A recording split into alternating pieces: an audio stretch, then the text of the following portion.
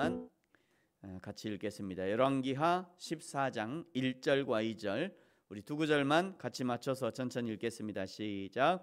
이스라엘의 왕 여호아스의 아들 요아스 제2년에 유다의 왕 요아스의 아들 아마샤가 왕이 되니 그가 왕이 된 때에 나이 25세라 예루살렘에서 29년간 다스리라.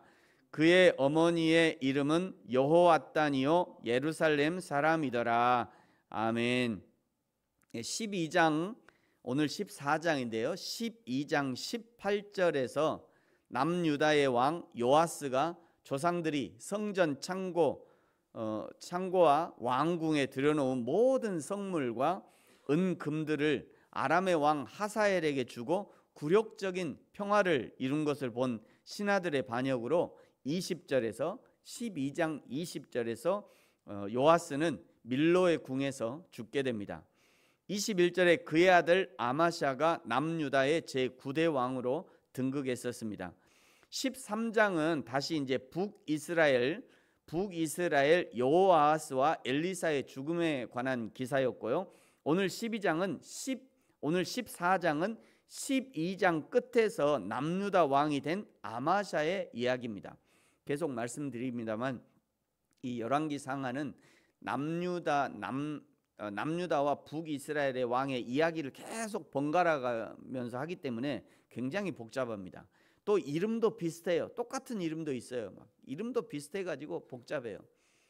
그 마태복음을 사람들이 한번 읽어볼까 하다가 누가 누구를 낳고 이래서 이제 1장을 채 못 넘기고 이제 포기하잖아요. 이 열왕기 상하는 이런 이름이 복잡해서 도대체 무슨 얘기를 하는지 이렇게 이해가 안 되는 경우들이 많습니다. 그래서 저 남북 이스라엘 그 왕의 이름 있잖아요. 그거 냉장고에 붙여놓으시고 가끔 불러보세요. 그러면 그 이름이라도 딱 정리가 되면 훨씬 이해하기가 쉬워져요. 네, 그래서 오늘 이제 14장은 12장 끝에서 남유다의 왕이 된 아마샤의 이야기입니다. 오늘 1절에 아마샤의 동그라미를 하시고 남구 이렇게 표시를 하시면 남유다의 9번째 왕이다 이런 의미입니다. 아마샤에 대한 평가는요 3절에 보니까 여호와 보시기에 정직히 행하였으나 그러나 다윗과 같지 않았다 말씀하죠. 그의 아버지 요아스가 행한 대로 다 행하였어도 끝에 붙는 조사가 찜찜하죠. 여호와 보시기에 정직히 행하였으나 그 다음에 그의 아버지 요아스가 행한 대로 다 행하였어도 이 끝에 붙는 이 조사가 찜찜합니다. 긍정적인 것은 성전을 보수하고 일하는 사람들에게 정상적인 임금을 지급했고 그리고 제사장들은 제사장 직무에 전무할 수 있도록 개혁을 했던 아마샤의 아버지 요아스가 행한 대로 했지만 그러나 4절에 오직 산당을 제거하지 않았습니다. 하나님께서 남유다의 왕들의 이야기를 할 때마다 이 산당을 제거하지 않았다는 것을 언급하시는 것은 그만큼 산당의 존재가 위험하다는 것이고 백성들의 신앙에 매우 치명적인 위협이 된다고 생각하신 것입니다. 그걸 하나님이 그 위험하다고 생각하니까 자꾸 반복적으로 얘기하시는 거예요. 산당을 제거하지 않았다. 그거 제거해야 되는데 그거 안 했다. 자꾸 얘기하시는 겁니다. 오늘날 우리 성도들에게도 가장 치명적인 위협이 되는 것은 무엇이 있을까? 가장 치명적인 것이 돈의 위협이겠죠. 돈의 위협. 두 번째는 권력과 성의 문제가 아닐까 생각합니다. 우리 성도들도 교회도 이 두 가지 문제가 발생하면 풍비박산납니다. 목회자들도 이 두 가지 문제를 이 두 가지 문제에 넘어지는 것이 부지기수예요. 목회자들이 한번 그러면 그냥 뉴스에 나오잖아요. 전국 뉴스에 그냥 막 뿌려져가지고 목회자가 뉴스에 나올 정도면 성도들은 뭐 할 말 없죠. 목회자가 이 성의 문제, 돈의 문제가 뉴스에 나올 정도니, 그것도 MBC, KBS에 나올 정도니 일반 성도들은 뭐 말할 것이 없어요. 제가 오래전에 어떤 집사님과 이야기한 적이 있습니다. 이분은 상습적으로 정통 2단 또는 뭐 합동측, 통합측, 뭐 개혁측, 침례교 뭐 상관없이 교회를 옮겨 다시는 분이 계셨어요. 오래전에. 그런데 교회 가면 꼭 봉사를 합니다. 이분이 찬양대를 꼭 해요. 찬양대를 하든지 막 교사를 하든지. 왜 이렇게 교회를 옮겨 다니시냐? 한 교회를 꾸준히 다니셔야 된다. 제가 권면했더니 이 집사님의 대답이 아주 깜짝 놀랐어요. 목사님, 제가 돌싱 아닙니까?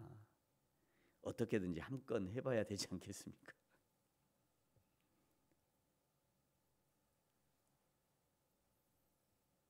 제가 아주 정색을 하고 막 뭐라 해놨어요. 당신 그거 교회 다니는 거 아니다. 그 신앙생활 아니다. 뭐 하는 거냐 지금. 결국 진리를 찾아 교회를 옮겨 다니는 것이 아니고 어떻게 한 사람 꼬셔보려고 계속 교회를 옮겨 다니는 거예요. 여러분, 제가 이 새벽부터 이것을 말씀드리는 이유는 내 주위에도요 그런 사람이 있을지 모르니까 조심하라고요. 뭐 남자가 늙었다고 또 여자가 늙었다고 그러지 않은 게 아닙니다. 뭐 젊은이들만 그러는 거 아니에요. 조심하셔야 돼요. 이 돈과 권력과 성의 문제는요 목회자고 성도고 가리지 않고 유혹합니다. 젊은이 늙은이 가리지 않고 유혹해요. 조심하셔야 돼요. 4절에서요 유다의 왕이 된 아마샤가 산당을 제거하지 않았다는 것을 오늘 성경이 말씀하시는 것은 그 산당이 이스라엘의 신앙을 파괴하는 치명적인 역할을 했다는 거예요. 여러분, 우리도 제거하지 않은 하나님 아닌 것이 있다면 당장 제거해야 합니다. 그 제거하기 힘들어요. 그래도 제거해야 돼요. 하나님 아닌 것이 있으면 그 제거해야 됩니다. 내가 하나님을 등에 업고 하나님을 팔아서 뭔가를 채우려고 하는 거. 교회에 그 양복 입은 무당들이 많다고 그러잖아요.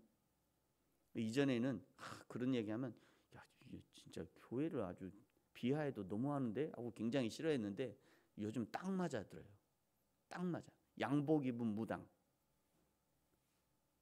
예수를 팔아서 돈을 갈취하는 교회라는 입장, 교회라고 십자가 걸어놓고 헌금 걷어들이는. 그리고 당신들 헌금한 거 이거 목사한테 한 거니까 이 헌금 전권은 목사에게 있습니다. 대놓고 얘기를 해요. 그게 말이 되냐고 이게.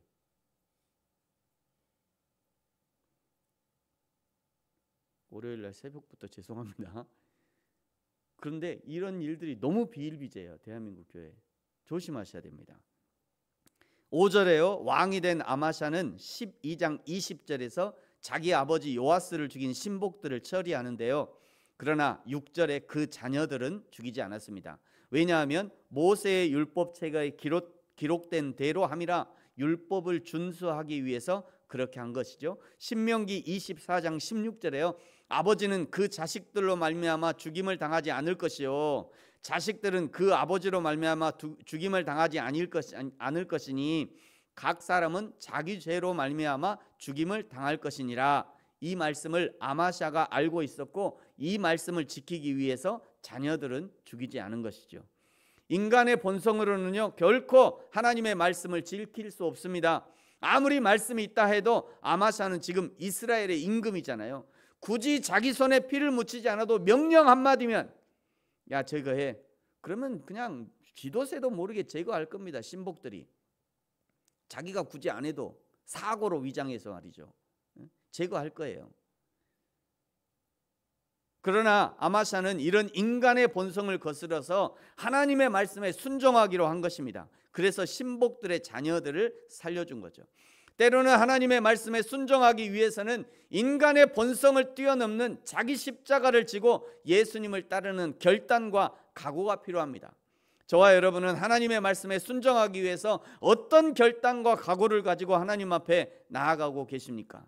우리가 신앙으로 하는 거의 대부분의 행동은 사실 다 신앙적 결단과 각오가 배경이 되어야 가능한 일입니다.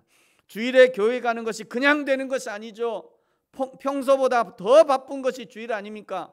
교회 가서 문 앞에서 인사하는 것도 사실은 큰 결단이 필요한 행동입니다. 사람을 대하기 어려워하는 사람이라면 더욱더 큰 결단이 필요할 거예요. 그 중에서도 헌금을 하는 것은 그야말로 가장 큰 결단과 각오가 필요한 행동입니다. 돈이라는 것이 얼마나 대단한 것이냐면 예수님도 하나님을 섬기는 것과 견주어서 하나님이냐 돈이냐, 예수님이 하신 말씀이에요. 네가 하나님이냐 돈이냐 둘 중에 하나를 택해라. 이 둘 중에 하나가 얼마나 그 비중이 있으면 예수님이 야 하나님이냐 돈이냐 둘 중에 하나 선택해라 할 정도였어요. 그러니 그 돈을 가지고 헌금을 한다는 것은 이게 보통의 결단으로 되는 거 아니에요. 그렇게 힘을 가지고 있는 그 돈을 쪼개서 헌금을 한다는 것은 매우 큰 신앙적 결단의 문제인 것이죠. 그러나 우리가 지금 하고 있는 그 수준의 신앙과 결단으로 끝나면 안 됩니다. 그 다음 단계, 더 높은 단계의 헌신과 신앙의 결단을 도전해야 합니다. 내가 지금 어느 정도 하고 있다면 그것보다 더, 내가 봉사하고 있다면 그것보다 더, 내가 뭔가 헌신하고 있다면 그것보다 더, 내가 이 정도의 헌신을 하고 있으면 그것보다 좀 더 할 수 있도록, 이렇게 얘기하면 꼭 돈하고 직결하지 마세요. 그 얘기 아니에요. 내가 뭔가 하나님 앞에 헌신하고 있다면 그거에 만족하지 말고 조금 더 힘을 내서 하나님 앞에 더 드려질 수 있도록 그렇게 해야 되는 거예요. 그래야지 내 신앙이 성장합니다. 8절에 남유다의 왕 아마시아가 북이스라엘의 왕 요아스에게 우리가 서로 대면하자 합니다. 이것은 그냥 만나서 차 한잔 합시다 그것이 아니라 정식적인 선전포고를 한 거예요. 이 선전포고를 한 이유는 역대하 25장 13절에 이하에 보시면요, 에돔과의 전쟁 때 고용되었다가 돌려보내진 이스라엘 군사들이 돌아가면서 유다 성읍을 약탈하고 3,000명을 죽인 일들이 있었습니다. 그러나 이것은 그것 때문에 지금 이제 도발하는 건데요, 이것은 외적인 이유에 지나지 않고 내적인 이유는 아마샤가 교만해졌기 때문입니다. 이런 사실은 아합 이후에 이스라엘보다 군사력에 있어서 열세에 있었던 유다가 에돔과의 전쟁에서 승리한 그 경험이 교만하게 한 거, 아마샤를. 그것은 이제 10절에서 이야기하고 있습니다. 결국 11절에 베세메스에서 전쟁이 벌어지고요, 13절에 교만을 떨던 아마샤가 잡히고 예루살렘 성벽은 400규빗이나 무너지고 성전과 왕궁 곳간에 있던 금, 은 모든 기명은 탈취를 당하고 사람들은 볼모로 잡혀갑니다. 아마샤의 교만이 엄청난 고통으로 돌아온 거죠. 잠언서 16장 18절, 교만은 선봉의 패망이요 거만한 마음은 넘어짐의 앞잡이다 말씀합니다. 이 하나님의 말씀에 사족을 달아서 무엇 하겠습니까? 이것에 무슨 설명을 더 붙이겠어요? 교만은 패망의 선봉이요 거만한 마음은 넘어짐의 앞잡이입니다. 교만한 사람은요 하나님도 싫어하셔요. 사람도 싫어합니다. 교만한 사람은. 그러므로 사랑하는 성도 여러분, 교만한 말을 버리고 교만한 행실을 버리고 늘 겸손한 말과 행실로 하나님과 사람에게 사랑받는 저와 여러분이 되어지기를 예수님의 이름으로 축복합니다.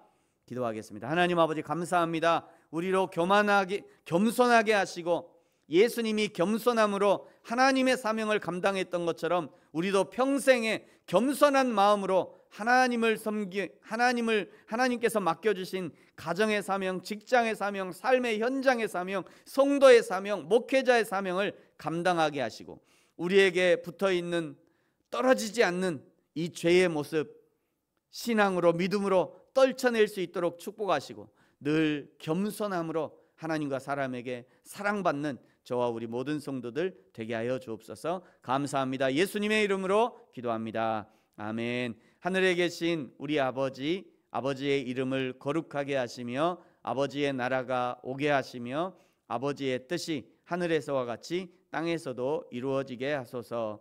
오늘 우리에게 일용할 양식을 주시고 우리가 우리에게 잘못한 사람을 용서하여 준 것 같이 우리 죄를 용서하여 주시고 우리를 시험에 빠지지 않게 하시고 악에서 구하소서. 나라와 권능과 영광이 영원히 아버지의 것입니다. 아멘.